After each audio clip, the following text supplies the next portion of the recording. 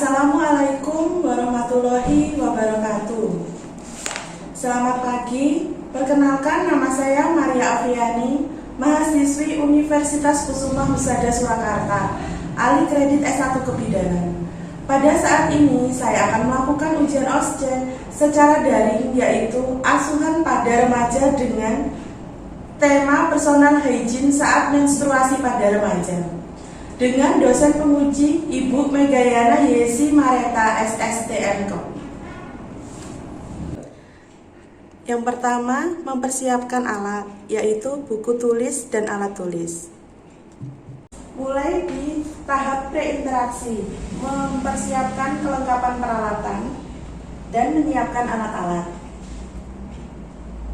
Silakan masuk, Bu. Monggo silakan duduk, Bu. Mbak, silakan duduk.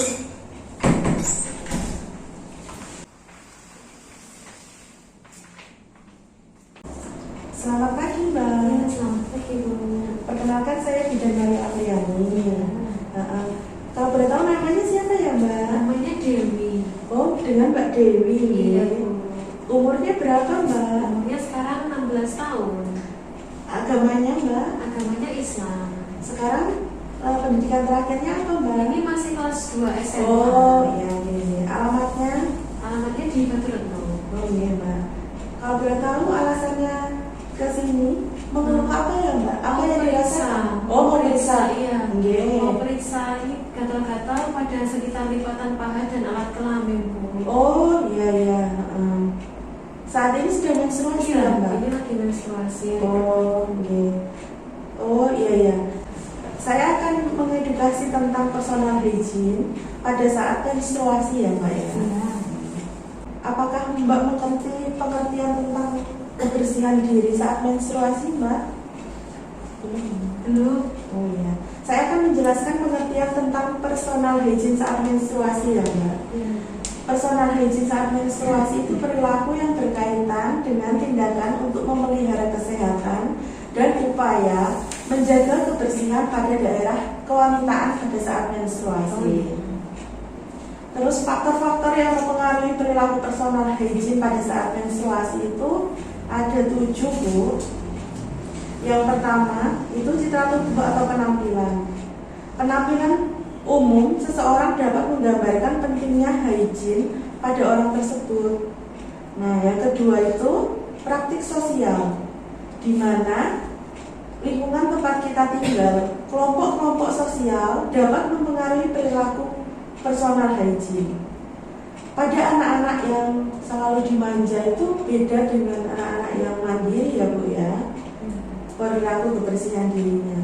Terus tingkat ekonomi juga mempengaruhi tingkat kebersihan praktik kebersihan yang digunakan. Karena tingkat ekonomi personal hygiene memerlukan alat dan bahan seperti sabun, pasta gigi, sikat gigi, sampo, dan alat mandi yang memerlukan uang untuk membelinya. Terus budaya, kepercayaan budaya seseorang dan nilai pribadi mempengaruhi personal hygiene. Orang yang dari latar kebudayaan yang berbeda mengikuti praktek perawatan diri yang berbeda. Terus kebiasaan seseorang itu sangat mempengaruhi personal hygiene. Misalkan dia rajin mandi, dia rajin penggunaan perawatan sampo dan lain-lain. Kebiasaan seseorang. Setiap orang memiliki keinginan dan pilihan tentang kapan untuk mandi, bercukur, dan melakukan perawatan rambut. Ada kebiasaan yang menggunakan produk tertentu dalam perawatan diri, seperti penggunaan sabun, sampo, dan lain-lain. Terus yang ketujuh, kondisi fisik. Keadaan sakit tertentu, kemampuan untuk merawat dirinya berkurang dan perlu bantuan untuk melakukannya. Ini biasanya kalau pada saat sakit, otomatis dia tidak bisa mandi sendiri, memerlukan bantuan orang lain untuk membersihkan dirinya sendiri. Terus yang kelima, menjelaskan indikator dalam personal hygiene saat menstruasi. Nah, yang pertama, kita harus melakukan perawatan kulit dan wajah. Wajah merupakan bagian yang paling sensitif bagi seseorang remaja, terutama remaja putri. Karena masalah jerawat pada remaja terkait dengan penampilan. Pada saat menstruasi, kerja dari kelenjar sebaseus akan meningkat sehingga produksi keringat meningkat. Kita pada remaja ini kan kulitnya sensitif, jadi harus rajin cuci muka. Kalau pergi dari luar cuci muka, masuk ke dalam ini. Terus menjaga kebersihan rambut. Kita harus selalu menjaga kebersihan rambut karena sangat penting pada saat menstruasi kulit kepala lebih berminyak dan berkeringat sehingga akan memudahkan timbulnya ketombe dan mikroorganisme lain. Nah, kebersihan rambut genitalia akan pada saat menstruasi juga penting untuk dijaga. Hindari membersihkan bulu kemaluan dengan cara mencabut karena kalau dicabut itu akan terjadi lubang. Lubang itu nanti bisa masuk, kumannya bisa masuk lewat situ. Jadi kalau mau membersihkan bulu kemaluan itu dipotong saja, jangan dicabut.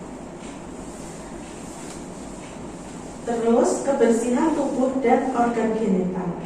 Udara yang cukup panas dan lembab dan berkeringat menyebabkan keringat ini membuat tubuh kita menjadi lembab, terutama di bagian tertutup dan lipatan-lipatan, yang akan menyebabkan bakteri mudah berkembang biak, menimbulkan bau yang tidak sedap dan menimbulkan penyakit.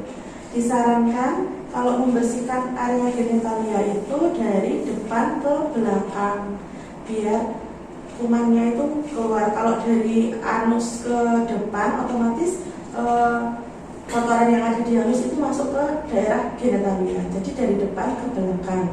Dibasuh dengan menggunakan air bersih, tidak boleh menggunakan sabun. Ya. Terus kebersihan pakaian sehari-hari.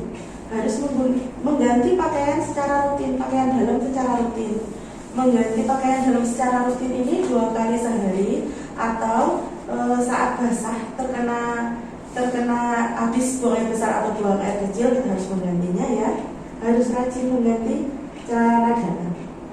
Terus pemakaian celana dalam ini harus yang menyerap keringat atau berbahan yang mudah menyerap keringat. Kalau tidak menyerap keringat, dia menjadi lembab di area genital. Kalau lembab itu banyak tumbuh kuman-kuman di situ ya. Terus penggunaan pembalut.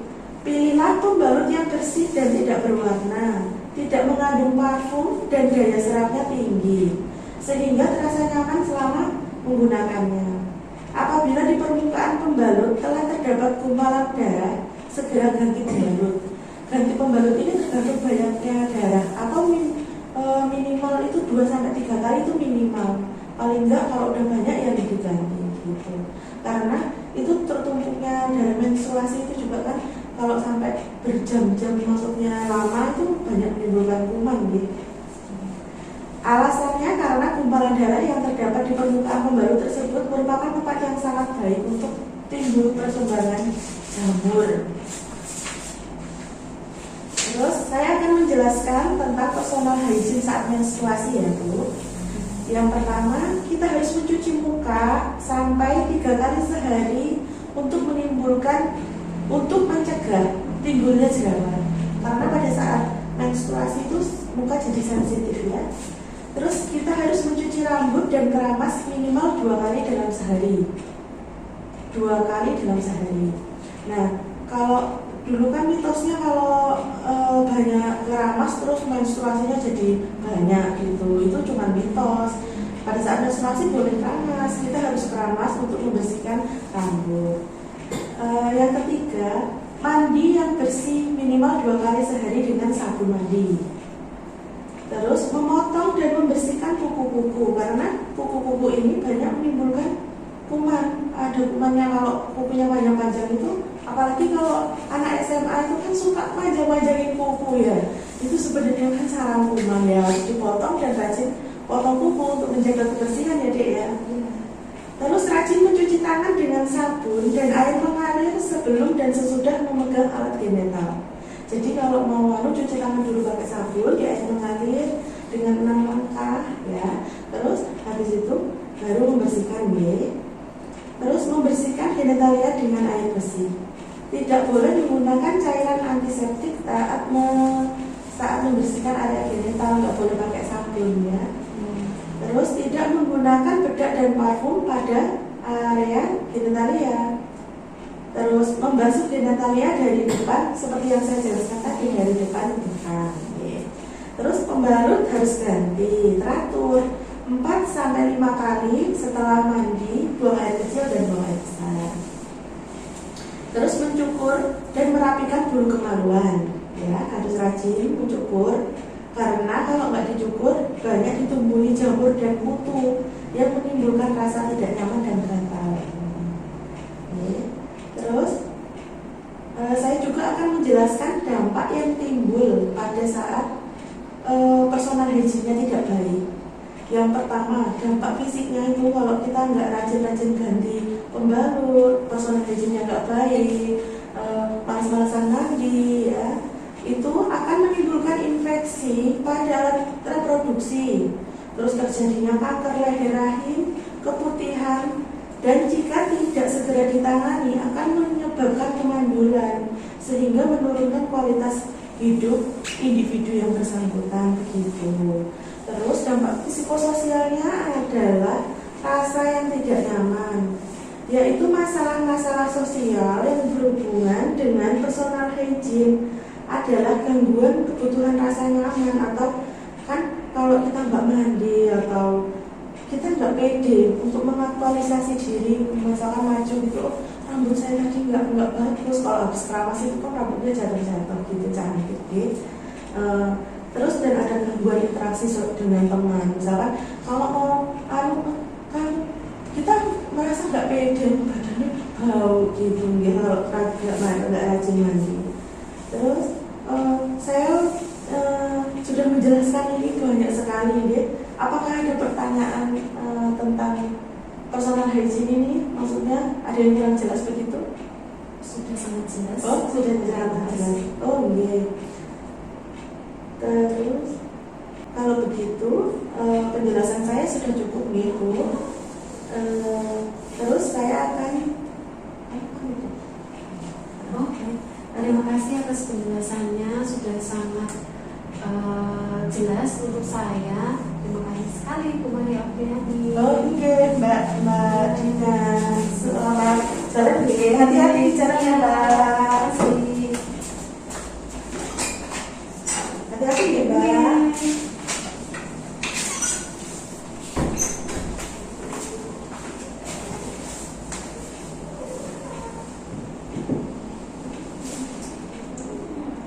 Mendokumentasikan hasil kegiatan di lembar soal.